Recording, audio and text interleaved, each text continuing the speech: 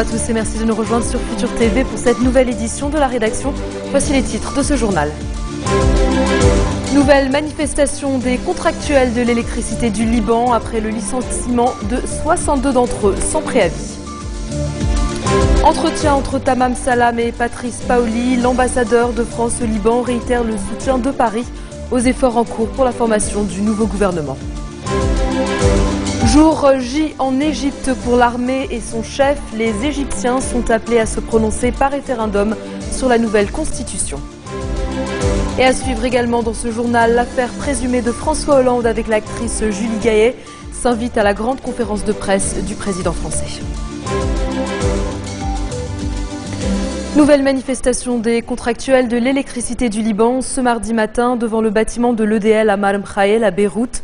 En cause, le licenciement de 62 d'entre eux sans préavis. Ils ont menacé de recourir à l'escalade si la société KVA, qui emploie ces contractuels, ne revient pas sur sa décision. Ils ont ensuite brièvement coupé l'autoroute Beyrouth-Dora dans les deux sens. Le ministre sortant du Travail, Salim Jraïsati, devrait s'entretenir demain avec les directeurs de KVA pour régler cette affaire.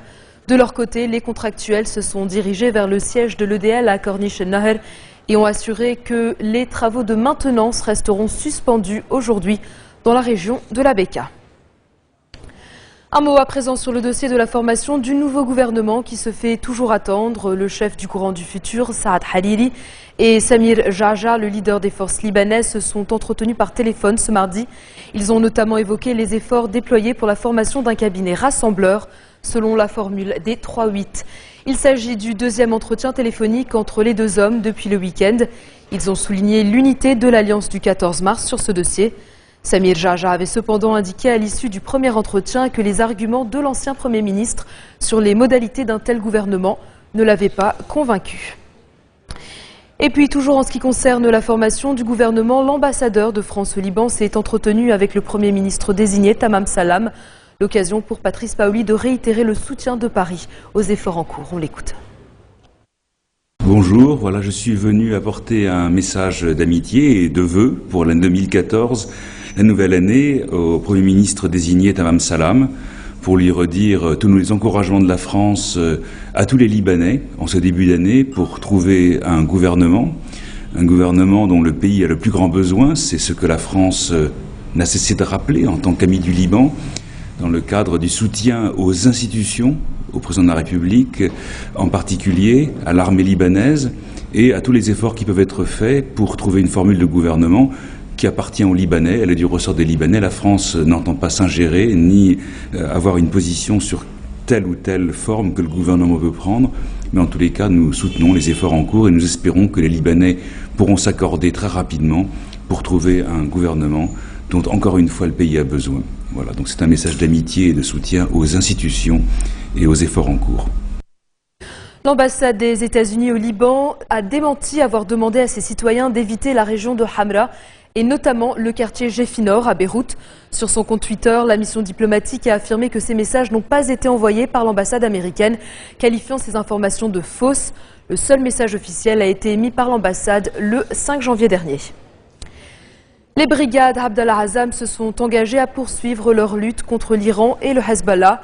C'est ce que ce groupe lié à Al-Qaïda a indiqué dans un communiqué. Selon eux, leur ancien chef, Majed El-Majed, était inconscient quand il a été fait prisonnier par les services de renseignement de l'armée libanaise fin décembre. Son état s'est ensuite détérioré.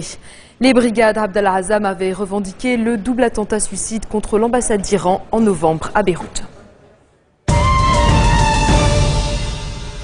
Des officiers de la Sûreté générale libanaise ont rencontré des représentants des ravisseurs, des religieuses de Maaloula, en présence d'une délégation qatari.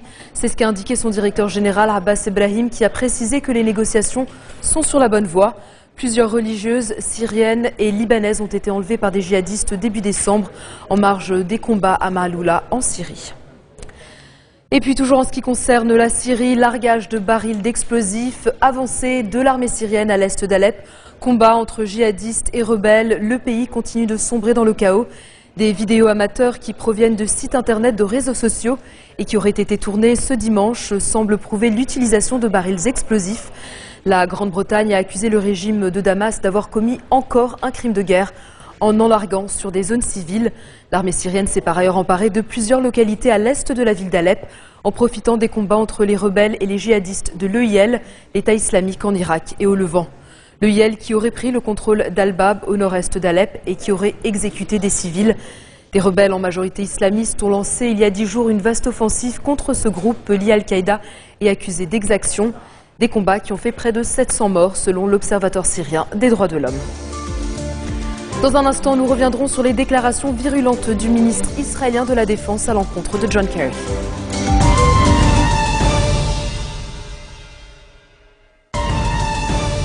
Retour sur le plateau de l'info de Futur TV, c'est le jour J en Égypte. Les Égyptiens ont commencé à voter dans le cadre du référendum sur une nouvelle constitution. Un vote que les autorités militaires du pays espèrent positif. Elles n'ont cessé d'appeler les électeurs à se rendre massivement aux urnes aujourd'hui et demain et assurent que c'est la voie à suivre pour une vraie transition démocratique. Ce référendum est aussi un test de popularité pour l'homme fort du pays, le général Abdel Fattah el-Sisi, qui a évoqué samedi sa probable candidature à la prochaine élection présidentielle. La consultation populaire est la première depuis l'éviction du président islamiste Mohamed Morsi par l'armée en juillet dernier. Les frères musulmans ont décidé de boycotter le référendum. Les partisans de la confrérie ont promis de poursuivre leurs manifestations malgré la répression. Le vote de ce mardi se déroule sous hautes conditions de sécurité, mais un attentat a tout de même eu lieu ce matin devant un tribunal du Caire. C'est une virulente attaque personnelle que le ministre israélien de la Défense lance contre John Kerry dans des conversations privées avec des officiels israéliens et américains, mais rapportées par le quotidien Yediot Aharonot. Moshe Ya'alon fustige le plan de paix du secrétaire d'État américain. Il a par exemple déclaré, et je cite, « John Kerry est arrivé ici déterminé et animé par une obsession incompréhensible et une sorte de messianisme. Il ne peut rien m'apprendre sur le conflit avec les Palestiniens. La seule chose susceptible de nous sauver est qu'il remporte le prix Nobel de la paix et nous laisse tranquilles. » Fin de citation. Le ministre de la Défense poursuit en reprochant au diplomate américain que le plan de sécurité qui lui a été présenté ne vaut pas le papier sur lequel il est écrit. Reste à voir si ces déclarations vont avoir un impact sur les négociations de paix qui sont déjà dans l'impasse. La chef de la diplomatie européenne, Catherine Ashton, est attendue très prochainement à Téhéran pour la reprise des négociations sur le nucléaire iranien. Les experts de l'AIEA, l'Agence internationale de l'énergie atomique, y seront, eux, dès ce samedi. Le premier pas a été l'accord intérimaire conclu en novembre à Genève et qui entrera en vigueur dès lundi prochain. Il s'agit désormais de mettre en place un plan durable pour en finir avec ce dossier sensible. Barack Obama a demandé au Congrès de ne pas imposer de nouvelles sanctions. Il estime que c'est le moment de permettre aux diplomates et aux experts techniques de faire leur travail. Plus d'un an et demi après son élection, François Hollande va devoir convaincre. Politique intérieure et sujets internationaux, mais aussi vie privée. Voilà le programme de la conférence de presse du président français, la troisième depuis le début de son quinquennat. Quelques 600 journalistes français et étrangers l'attendent au tournant après les récentes révélations du magazine Closer sur sa supposée relation avec l'actrice Julie Gaillet. Une révélation suivie de l'hospitalisation vendredi de Valérie Trierweiler. Selon ses médecins, la première dame a subi un énorme choc émotionnel et doit rester sous surveillance. L'affaire éclabousse ce que François Hollande, déjà au plus bas dans les sondages, avait présenté comme un temps fort de sa rentrée politique. Un appartement parisien situé rue du Cirque, tout près de l'Élysée, aurait abrité les rencontres secrètes entre le président et l'actrice. Ce mardi après-midi, François Hollande tentera de mettre fin au spectacle pour essayer de recentrer le débat. Et puis tout de suite, l'interview du jour avec Serge Berberi et son invité. C'est à vous, Serge. Bonjour Nour, merci. Avec nous en plateau, Naoum Abirached, président de DLO, Diaspora Libanaise Overseas, et bientôt président du Centre culturel libanais à Paris, une première mondiale. Bonsoir. Bonsoir. Alors, dites-nous tout d'abord comment ce projet a commencé. Ce projet a commencé à nous trotter dans la tête, moi et le bureau exécutif, grâce à Dieu, depuis 2 ans, en voyant que le délabrement des institutions ici au Liban, et en disant qu'il n'y a que la culture et l'éducation qui peut nous élever des années journalières. On a commencé à lancer l'idée, à en parler, on en parle. c'est pas facile. Donc on aurait pu, nous, en tant qu'association privée, ouvrir un centre de 100 mètres carrés. On aurait pu le faire, mais j'ai tenu à ce que l'État libanais soit associé à ce projet. Il faut le mentionner, ce sera le premier centre culturel libanais. C'est le premier centre culturel libanais dans le monde. Dans le monde. Voilà. Alors c'est un projet ambitieux. Le Liban actuellement donne une image un peu de division, on le voit aux nouvelles. Alors vous, votre projet, c'est essayer de rassembler justement les Libanais en France, notamment à Paris. On commence par Paris parce que c'est la ville des droits de l'homme. Il ne faut pas oublier, donc Paris a une place très importante. Deux, on a la chance d'avoir M. Bertrand Delanoë qui est le maire de Paris et qui aime beaucoup le Liban. Donc c'est à travers la mairie de Paris qu'on va avoir l'emplacement, ce qui est très important. Donc ici, tous les ministres et tous les responsables politiques l'attendent de pied ferme. Il doit arriver ces 2 jours pour en parler, pour le pousser encore une fois, à nous aider à trouver l'emplacement. Et les autorités libanaises vont coopérer avec vous. Vous avez rencontré personnellement le président de la République et plusieurs responsables libanais, des ministres. Oui. Quelles étaient justement leurs impressions? Est-ce qu'ils sont partants? Ils sont partants. J'ai une lettre de soutien, entre parenthèses soutien moral bien sûr, des 2 premiers ministres et des différents ministères qui soutiennent le projet. Ils trouvent que le projet est très bon. Et c'est un projet nécessaire, mais actuellement pour le Liban, vu la situation. Donc ça peut envoyer ce message de solidarité, un message de vouloir vivre ensemble entre les différentes communautés. Parmi vos projets, c'est bien sûr transmettre les valeurs du Liban à cette diaspora libanaise. Beaucoup de Libanais qui vivent à Paris, qui ne parlent pas nécessairement l'arabe, qui ne connaissent pas nécessairement la culture libanaise. Alors justement, quelles sont ces valeurs que vous voulez justement véhiculer? Il faut parler de la civilisation libanaise. Il y a une civilisation, il faut parler de la libanité. Parce qu'on est libanais avant d'être chrétien, musulman, tout ce que vous voulez. Donc il faut donner des cours de langue à ces jeunes qui ne parlent pas la langue. Il faut les rapprocher de leurs racines. C'est très important.